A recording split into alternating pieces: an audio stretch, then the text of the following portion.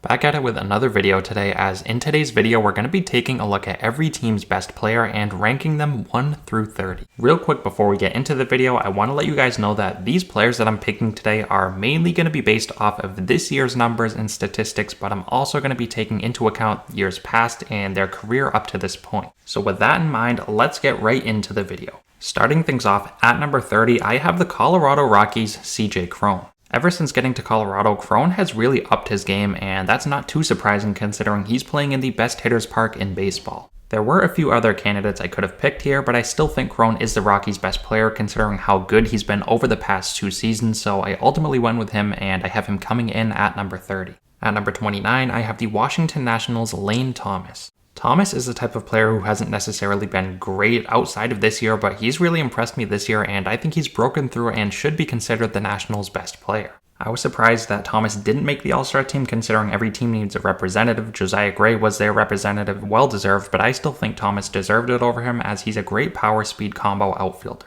At number 28, I have Esteury Ruiz of the Oakland A's. This was a tough one because Oakland doesn't necessarily have really any great players, but Ruiz has been exceptional on the base paths this year. He has already surpassed 40 stolen bases on the season, and he's on pace for over 80, so while he doesn't do much outside of steal bases, that's a huge asset to have, and when you're stealing 80 bases, you're going to be considered a pretty good player. At number 27, I have Oneil Cruz of the Pittsburgh Pirates. This may be sort of a hot take considering they have Brian Reynolds and Mitch Keller. I just think Oneil Cruz, if healthy, is a better player. He's obviously been injured for the majority of the season this year, but if healthy, I think he is a great defensive player who can put up 30 home runs and 30 stolen bases. At number 26, I have Eduardo Rodriguez of the Detroit Tigers. Rodriguez has always been a pretty decent pitcher throughout his career, and when healthy this season, he has been an all-star caliber pitcher. This was another tough choice here. I could have went with Spencer Torkelson or even Riley Green or Javi Baez, but I do think Rodriguez slightly out-edges them.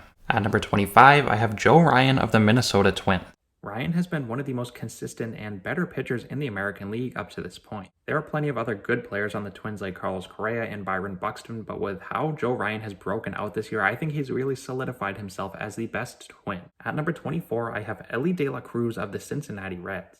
I was back and forth with this one between Jonathan India and De La Cruz, but I ultimately went with De La Cruz because of his electric play so far. I mean, this guy looks like a 40 home run, 40 stolen base candidate right out of the gates. He has really got this clubhouse going, and he's a huge reason why the Reds are tied for first place in the NL Central. At number 23, I have Logan Webb of the San Francisco Giants. He's been a very good pitcher and very consistent, one of the best in the National League in the past couple years, and all around I think he's a very good pitcher. The Giants were a very tough team to pick because there are lots of pretty good players on that team, but I think Webb is slightly the best player because of his dominance over the past couple seasons. At number 22, I have Bobby Witt Jr. of the Kansas City Royals. Witt has been a very good player since getting called up. He was formerly a top prospect in baseball. Last year, he put up 20 home runs and 30 stolen bases, and this year it looks like he's well on his way to a 20 home run, potential 50 stolen base season. At number 21, I have Nico Hoerner of the Chicago Cubs. Hoerner is one of the more underrated players in baseball. When people think of the best player on the Cubs, I would guarantee that not many would think of Hoerner. But he's a very versatile defender who doesn't hit many home runs, but he does everything else. He finds his way on base and wreaks havoc, and I think he is the best Cub. At number 20, I have Luis Robert Jr. of the Chicago White Sox. Robert was a former top prospect who dealt with numerous injuries throughout the first couple seasons of his career. But this season, while healthy, he is showing his full potential as he's on pace to hit over 50 home runs and also maybe steal 20 bases. So this guy was formerly compared to Mike Trout, and this year he is showing why.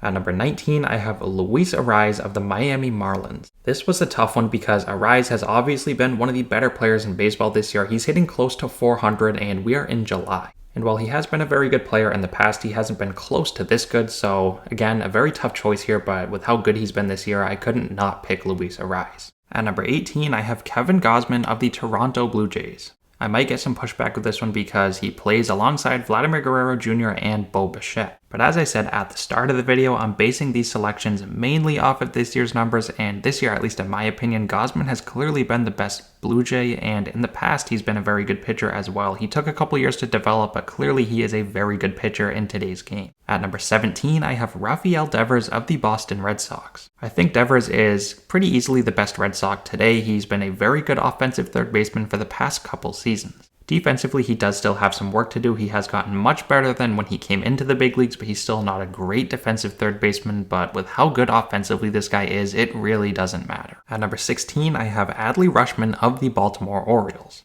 Rutschman's a very good catcher. I think he's the best Oriole, and he has been a huge reason why they are so good this year. He calls a great game behind the plate. He's such a good leader at such a young age, and I think he's going to continue to develop throughout his career. At number 15, I have Corbin Burnes of the Milwaukee Brewers. I was back and forth between Christian Yelich and Burnes on this one, but I have to give Burnes his respect with how good he's been over the past 2 seasons. No, he's not putting up Cy Young numbers this season, but I still think he is a dominant pitcher who has Cy Young stuff, as he's won a Cy Young award in the past, and I think he's the best Brewer. At number 14, I have Francisco Lindor of the New York Mets. This is another one where I was back and forth between Pete Alonso and Francisco Lindor, but with how well-rounded Lindor's game is at this point in his career, I think he is the best Met. He is a perennial all-star over at shortstop, and he still is to this day one of the best shortstops in baseball. He does it all offensively and defensively. At number 13, I have Julio Rodriguez of the Seattle Mariners. Rodriguez isn't having a great season this year. He is still putting up some great home run stolen base numbers, but last year I think he was better as a rookie. But he is still on pace to come close to a 30 home run, 30 stolen base season, and I think he's going to heat up as the season goes on and potentially get the Mariners back to the postseason. At number 12, I have Bryce Harper of the Philadelphia Phillies. Harper hasn't necessarily been himself this year because while he is playing, he is recovering from Tommy John surgery. And for this ranking, I'm thinking of Harper at full health and at Bryce Harper levels that we've known to see him in the past, so I think he is clearly one of the best players in baseball, and I think he's the best Philly today. At number 11, I have Shane McClanahan of the Tampa Bay Rays. I think if he comes back and pitches anywhere close to the way he did pre-injury, he has a good shot at winning the AL Cy Young, and was a tough one here. The Rays have a lot of good players, but I think McClanahan is the best Ray. Getting into the top 10, at number 10, I have Marcus Semien of the Texas Rangers. Ever since departing Oakland a few years back, Semien has taken his game to another level. He nearly won the AL MVP a few years back with the Blue Jays, and this year in Texas, he is putting up amazing numbers. He's been one of the best and most disciplined hitters in baseball, providing the Rangers with Gold Glove defense. At number 9, I have Corbin Carroll of the Arizona Diamondbacks. Now, I get it, I may be jumping the ship a bit too early on this one, but Carroll in his first half season has looked like an MVP candidate. He's on pace to nearly put up a 40-40 season as a rookie, which is unheard of, and if this is any indicator for how good he's going to be throughout his career, he is going to be a Hall of Famer one day. At number 8, I have Yordan Alvarez of the Houston Astros. As we all know, the Astros are an extremely talented team here. There are a lot of good players to choose from, but I think Alvarez is the best. Prior to his injury, he was on his way to putting up a career season. He was going to come close to 50 home runs and something like 140 RBIs, so this guy is a lethal offensive bat who I think is one of the best in baseball. At number 7, I have Nolan Arenado of the St. Louis Cardinals. Arenado has been one of the most consistent players of this generation. He's been putting up ridiculous numbers year in and year out while being a Gold Glove defender over at third base. To this day, he is still one of the best players in baseball, and if he keeps this pace up, he is going to be considered one of the best third basemen of all time. At number 6, I have Fernando Tatis Jr. of the San Diego Padres. Tatis took the league by storm a few years back as he broke into the big leagues as one of the best players in baseball. And after missing all of last season, he has come back and reminded everyone just how good he is, as he's going to come close to 40 home runs and 40 stolen bases while missing a month. At number 5, I have Jose Ramirez of the Cleveland Guardians. Ramirez has been one of the best players in baseball for a very long time now, and he may very well be a Hall of Famer one day. He is an elite offensive player as he doesn't strike out, he walks a ton, he hits home runs, he steals bases, he drives in runs, and defensively he's not all that bad over at third base. At number 4, I have Mookie Betts of the Los Angeles Dodgers. Obviously, this was a very tough one. I was back and forth between Freddie Freeman and Betts, of course, but I went with Betts. He is a staple at the top of the Dodgers lineup. He's been one of the best players for a very long time, and he provides you with Gold Glove defense in the outfield, so I think Betts is the best Dodger and one of the best players in baseball.